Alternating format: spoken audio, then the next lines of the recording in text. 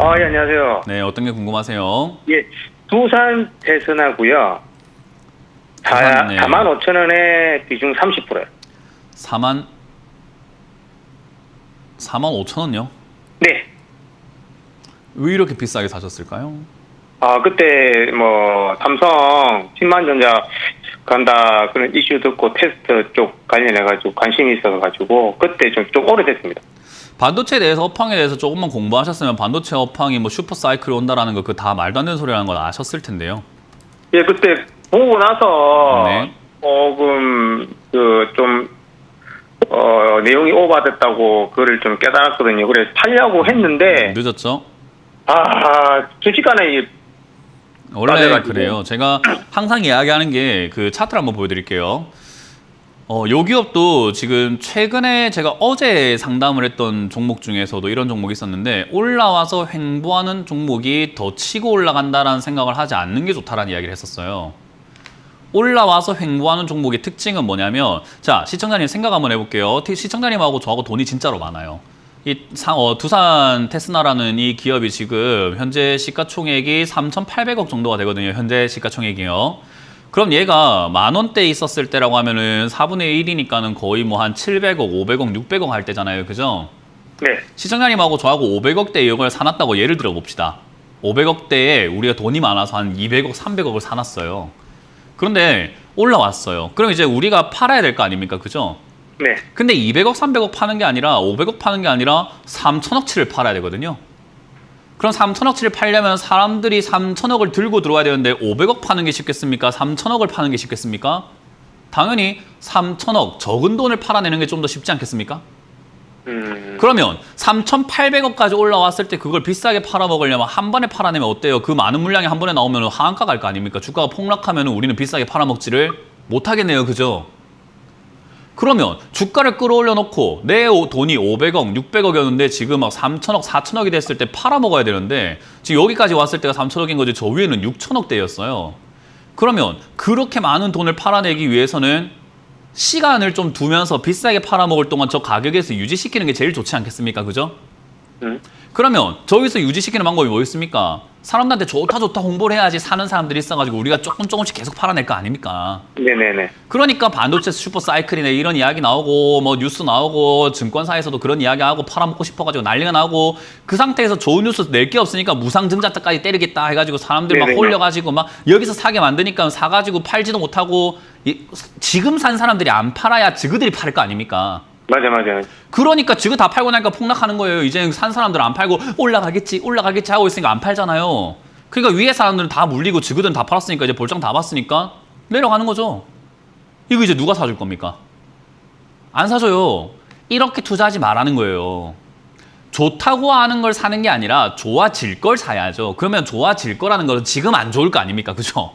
네. 좋아질 거라는 건 지금이 안 좋은 거예요. 그러니까 지금 안 좋은 걸 사놔야 나중에가 더 좋아진다는 뜻인 거예요. 그래서 투자를 이번 경험을 토대로 좀 배우시면 좋겠다 생각이 들고요. 일단 이 기업은 내려가고 있는 과정에서도 파동이라는 건 있어요. 내려갔다 올라갔다를 반복하는데 그 파동은 위에서 횡보했던 자리까지 못 올라가요. 그 말은 기껏 지가 잘 올라가봤자 4만 원이라는 겁니다. 잘 올라갔을 때의 경우에요. 네. 그 4만 원까지 올라오면은 뭐 해야 될까요?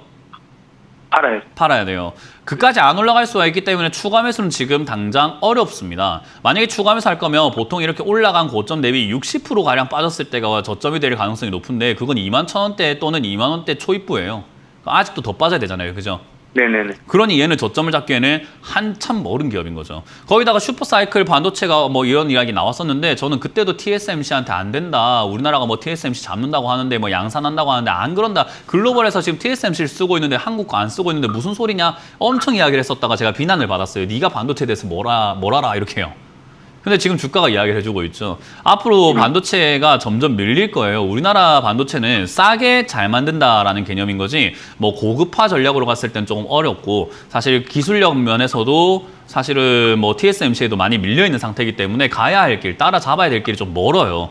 그래서 이거는 단순히 한순간의 기대감들과 그런 분위기 때문에 올라온 거품이다. 그럼 얘가 내려갔다가 다시 올라오는 사이클이 굉장히 오래 걸릴 겁니다. 왜냐하면 한 업황의 사이클이 반도체 사이클을 빡 돌았잖아요.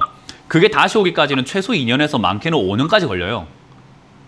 그럼 얘가 내려갔다가 올라오는 사이클이 그 정도 걸린다는 거니까 지금부터 고생길인 거죠. 그래서 저는 개인적으로 4만 원까지 아니더라도 3만 5천까지 반등 나오면 정리하시길 추천드려 보도록 하고, 만약에 이게 안 올라오고 여기서 막 버티다가 또 떨어진다면은 차라리 그냥 장기 투자할 수밖에 없어요. 손실이 너무 크다 보니까 그냥 15,000원이든 2만 원까지 떨어지면은 나쁜 기업은 아니고 나쁜 업황은 아니라서 가격이 싸졌을 때는 싸게 살 메리트는 있어요. 그래서 내려왔을 때 추가 매수를 오히려 막 70%까지 비중을 늘려야 되는데, 그러려면 좀 한방 승부를 보는 거기 때문에 좀 확실해야 되겠죠. 그렇죠. 네, 확실하게 바닥 잡았다 생각이 들 때, 그러니까 바닥에서 적어도 막 6개월 정도 이렇게 더 이상 주가가 안 내려가고 버틸 때 전화를 주셔야 돼요. 알겠습니다. 그래서 지금 자리에서 반등 줄 때 손절하고 나오는 방법이 1번이고요. 안 되면은 그게 너무 아프고 괴로울 것 같다, 반등도 없다, 그러면 장기 투자 한 4년, 5년을 잡고 대응을 해야 된다는 전략 드려볼게요. 알겠습니다. 네, 고맙습니다. 다음 상담 이어갑니다. 여보세요? 여보세요? 네, 안녕하세요. 문현진 멘토입니다. 네, 수고하십니다. 어떤 게 궁금하세요? 네, 일동제약. 일동제약이고요. 매수가랑 비중이요? 네, 41,700원에 10%요. 평소에 도박을 좀 좋아하시는 편인가요? 아니요. 안 좋아하세요? 네, 근데. 여기 도박을 하고 계시는데요? 저, 저희 이제 네. 가족들이 네. 이것을 매수를 해가지고. 네. 곧하고 그래서 네. 저도 한번 조금만 사봤어요. 그런데 맞아요. 이렇게. 주변 사람들이 도박 재밌다고 해가지고 도박 한번 해봤어요랑 똑같은 이야기거든요. 그러니까 도박을 하고 계시는데 도박을 싫어한다고 하니까 제가 참 아이러니하네요. 도박을 하고 계시는 거예요. 왜냐하면 제약 관련주 중에서도 실적이 좋은 기업에 투자를 해라라는 이야기를 제가 많이 해드렸고, 실적이 좋은 기업 중에서 안 올라온 기업들에 투자를 하시는 것이 제약 바이오에서는 이득 볼 가능성이 높다. 뭐 이건 제약 바이오뿐만 아니라 모든 기업이 그렇거든요. 근데 일동제약은 먹는 코로나 치료제니 코로나 치료제 관련 이야기 나오면서 급등을 했는데요. 코로나 치료제 지금 시청자님 코로나 걸리신 적이 있으신가요 혹시? 주위에 있기는 주위에 하는데 있긴 해요. 약하더라고요. 예. 근데 걸려서 있는 사람들 보면 요즘은 좀 어때요? 치료제가 필요한 느낌입니까? 좀 쉬면 나아집니까? 감기약 같은 거 먹고 좋아졌다고 그러더라고요. 그럼 감기약 같은 거 먹고 좋아지고 좀 쉬면 나아지고 이제는 일주일이면 뭐 이렇게 격리도 해제가 네. 되고 편해지는 그런 상황에서 먹는 네. 치료제가 무슨 의미가 있을까요? 그러니까요. 네, 앞으로. 코로나 치료제라는 게 우리 그 감기라는 게 약을 먹으면은 15일이 있으면 낫고 약을 안 먹으면 보름 있으면 낫는다라는 이야기가 있어요. 네. 그 말은 뭐예요? 약을 먹으나 안 먹으나 아니요. 똑같다라는 거죠. 왜냐하면 사람들이 잘못 알고 있는 게 균이랑 바이러스를 헷갈려 하시거든요. 근데 코로나는 균이에요? 코로나 바이러스예요? 네. 바이러스라고 부르잖아요. 그죠? 균은 네. 살아있기 때문에 균을 죽여버리면은 이제는 몸이 나아요. 그래서 항생제 같은 걸 먹는데 바이러스는 지금 그걸 죽일 수 있는 방법이 없는 거예요. 몸에 들어와서 이 면역 체계로 싸워야 되는데 치료제라는 개념이 내가 면역 체계가 약해가지고 막 바이러스랑 싸우다가 힘드니까 열도 나고 막 사람이 축축 처지고 이러니까 그러지 말라고 증상을 완화시켜주는 거예요. 해열제라던가 또는 뭐 기침이 좀 덜 나오게 한다던가 그런 증상을 좀 줄여주는 약밖에 없지 몸에선 계속 면역으로 싸워야 된다는 거죠. 그 면역은 약으로 해결이 되는가 하면 그게 아니죠. 평소에 홍삼을 먹든지 마늘을 먹든지 운동을 하든지 잠을 잘 자든지 그런 것들이 코로나를 예방하고 이겨낼 수 있는 그 방법인 거라는 거예요. 네. 그러면 먹는 치료제라는 이야기가 나왔을 때 일동제약이 급등할 때 저는 콧방귀를 꼈어요. 헛소리하고 있다라고. 이건 바이러스에 대해서 모르는 사람들이 하는 이야기인 거예요. 코로나는 치료제가 있는 게 아니라 증상 완화제가 있는 거죠. 그 증상 완화제는 지금 타이레놀이라든가 해열제로 충분히 가능한데 너무 사람들이 코로나에 겁을 먹다 보니까 이런 행동이 발생됐고 제약 바이러스와 균의 차이를 모르다 보니까 이런 종목이 급등했을 때 사람들이 산 거예요. 근데 그때 이후로 어때요? 적자가 엄청 심해지고 있는 기업이에요. 생각 한번 해보세요. 흑자가 잘 나다가 코로나 치료제 개발 한 해 만에 그런 이야기 때문에 적자가 나고 있는 기업이면 이런 건 투자할 가치가 있다고 생각하세요? 아니요. 저는 없다고 생각하거든요. 근데 이거를 주변에서 수익 봤다, 뭐 좋다고 해 샀다, 도박하신 거죠. 이건 아직까지는 저는 뭐 무너질 거란 생각하지 않지만 제가 왜 이렇게 설명을 냉정하게 해드리냐면 다시는 이런 거에 속지 말라는 거죠. 상식적으로 생각만 해보신다면 속지 않아요. 이해가 되세요? 네. 그래서 지금 이거는 아직까지 무너지지 않았기 때문에 일시적인 반등세, 요즘에 코로나 확진자가 늘어나고 있잖아요.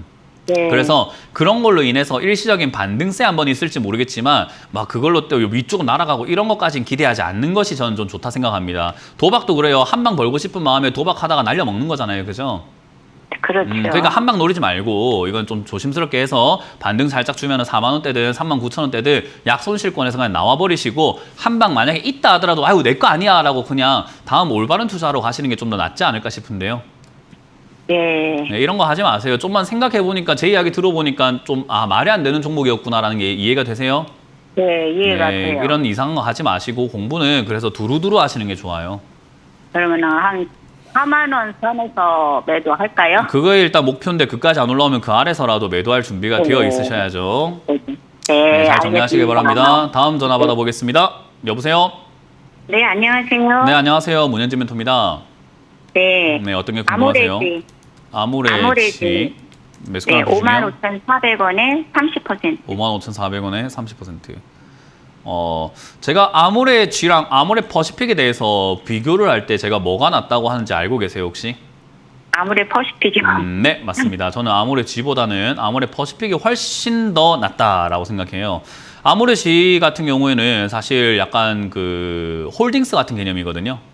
네. 네, 근데 홀딩스 개념에 투자를 하게 되면은 굉장히 오래 걸릴 수밖에 없어요. 뭐 물론 장기로 가져갔을 때 뭐 배당률이라던가 안정성 이런 걸로 생각해 본다면 주가 변동성이 좀 적기 때문에 장기 투자하기엔 나쁘지 않은데 시청자님의 투자 자산이 만약에 막 100억대 넘어가기 시작하면 이제 안정적인 자산이 좀 필요하거든요. 네. 근데 그 100억대가 넘어가기 전까지는 또는 10억대가 넘어가기 전까지는 우리는 좀 공격적인 자산에 투자할 필요가 있어요. 아, 네. 그러면 공격적인 자산에 투자를 하는데 아모레 G와 아모레 퍼시픽과 또는 중소형 화장품주를 비교를 해본다면 어느 게 더 나을까 하면 중소형이 훨씬 낫죠. 변동성이 크거든요. 중소형주는 50% 물려있다가도 이틀 만에 복구가 돼버려요. 막 3, 4일 만에 복구가 돼버릴 정도로 급등이 빵 올라오거든요. 네. 근데 아모레 퍼시픽과 아모레 G 같은 경우에는 상당히 오래 걸리는 기업이에요. 올라오기까지가 오래 걸린다는 거예요. 그러면 그 전까지 시장이 안 좋게 되면 얘들은 주가가 계속해서 내려가는 일밖에 없어요. 네. 그럼 지금 시장은 좋아요, 나빠요? 나빠요. 어떤 사람은 그래요. 아모레 퍼시픽이 문현재 멘토가 화장품 좋다고 했어. 그래서 내가 아모레 퍼시픽을 사야겠어. 근데 사자마자부터 계속 물려서 지금까지 안 올라와 이러거든요. 네. 근데 이거는 제가 누누이 말씀드리지만 안 사면 되는 걸 사가지고 고생을 하고 있는 거예요. 지금은 현금 들고 있어야 되는 시장이지 관심 종목에만 넣어놓으면 되는데 사서 고생을 하고 있는 것밖에 안 되는 거거든요. 그러면 아모레 퍼시픽과 다른 기업들의 차이는 뭐냐? 얘들은 이 코로나 터지고 난 다음에 시세를 낸 적이 없어요. 그러니까 바닥에서 굉장히 오랫동안 매집이 되어 있다라는 거고요. 이미 올라온 종목들은 다 팔아먹은 기업이 되는 거죠. 그럼 세력들은 다 팔았으니까 시장에서 떠날까? 아니죠. 싼 기업들 또 사게 됩니다. 사고 나면은 다시 시장이 원상복구로 좋아질 때 많이 올라왔다가 빠지는 기업이 아니라 얘들이 올라가기 시작하는 거예요. 그게 시장이 공평하다라고 부르는 거거든요. 남들 좋을 때 내가 저점에 있는 걸 잡고 기다렸으니 나는 기다린 만큼의 보상을 받고 남들은 물려서 고생하게 되는 거예요.